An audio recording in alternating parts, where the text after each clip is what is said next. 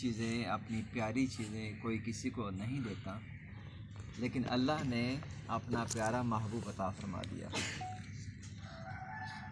अल्लाह ने महबूब अता फ़रमाया, इस उम्मत के ऊपर एहसान फरमाया और फिर खुशी मनाने का फरमाया। खुशियाँ मनाओ मेरी नेमतों के ऊपर। खुशियाँ मनाने के मुख्तलिफ़ तरीक़े हैं, अंदाज़ हैं। हर इलाके में खुशी का अंदाज़ जुदागाना है। इसकी मिसाल मैं आपको अगर इस अंदाज़ में दूँ कि निकाह के अंदर इजाब और कबूल हैं गवाहान की मौजूदगी में, और निकाह हो जाता है। निकाह अगर आप पेशावर में देखें तो वहाँ पे रस्म और रवाज कुछ और है।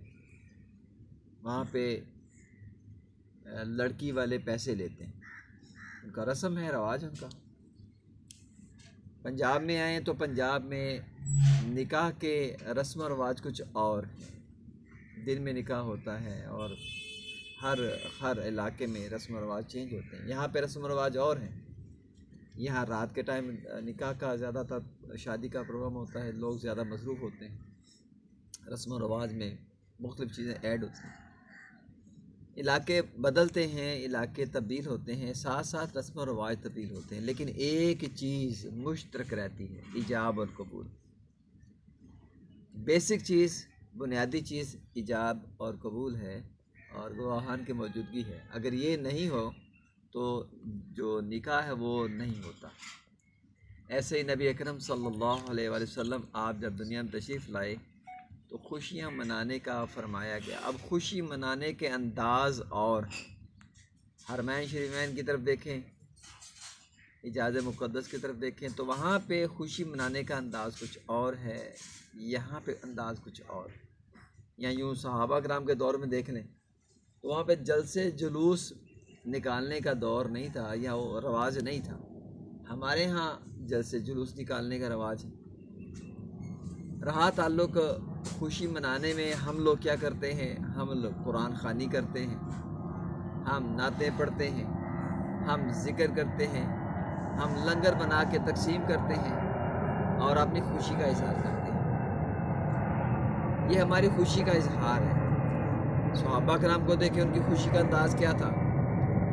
सहाबा कराम की खुशी का अंदाज़, मिलाद मनाने का अंदाज़ वो ये था कि हर वक़्त नबी पाक सल्लल्लाहु अलैहि वसल्लम आपकी बातें फरमाया करते थे। जब भी बैठते थे आका सल्लल्लाहु अलैहि वसल्लम आपकी याद में आपके चेहरा मुबारक की बातें, आपके जिस्म मुबारक की बातें, आपके जो मौज़ात हैं उनकी बातें, ये सहाबा कराम का तरीका कार हुआ करता था और शुक्र अदा किया करते थे। मिलाद क्या है? नबी पाक सल्लल्लाहु अलैहि वसल्लम की ज़िंदगी को याद करना मिलाद है। चाहे वो बचपन हो, जवानी हो, आपका ज़िंदगी का कोई भी तर्ज़ अमल हो। तो सहाबा तो 24 घंटे मिलाद मनाया करते थे, यानी 24 घंटे आका सल्लल्लाहु अलैहि वसल्लम की याद मनाया करते थे। और ये भी मिलाद है। ये मिलाद सिर्फ झंडियाँ लगा लेना मिलाद इसको नहीं कहते। मिलाद नबी पाक सल्लल्लाहु अलैहि वसल्लम आपकी याद है, आपके तरीके के ऊपर अमल करने का नाम। लोग एतराज़ करते हैं कि भाई ये कहाँ साबित, ये कहाँ साबित, ये कहाँ साबित। तो खुशी मनाने के लिए साबित करने की ज़रूरत नहीं है।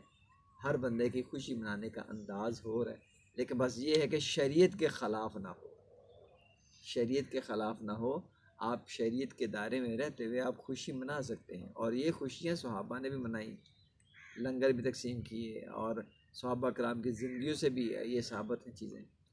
तो लिहाजा अल्हम्दुलिल्लाह अल्लाह का फ़ज़ल है, अल्लाह का एहसान है कि अल्लाह ने हमें खुशी मनाने वालों में शामिल फरमाया, ना कि रोकने वालों में। ऐसे भी लोग हैं बट रोकते हैं। कहाँ साबित है भाई, बताएं कहाँ कुरान में लिखा, कहाँ हदीस में लिखा, क्या सहाबा ने ऐसे किया? ऐसी बातें करते हैं, सादा लोगों को वो गुमराह करने की कोशिश करते हैं।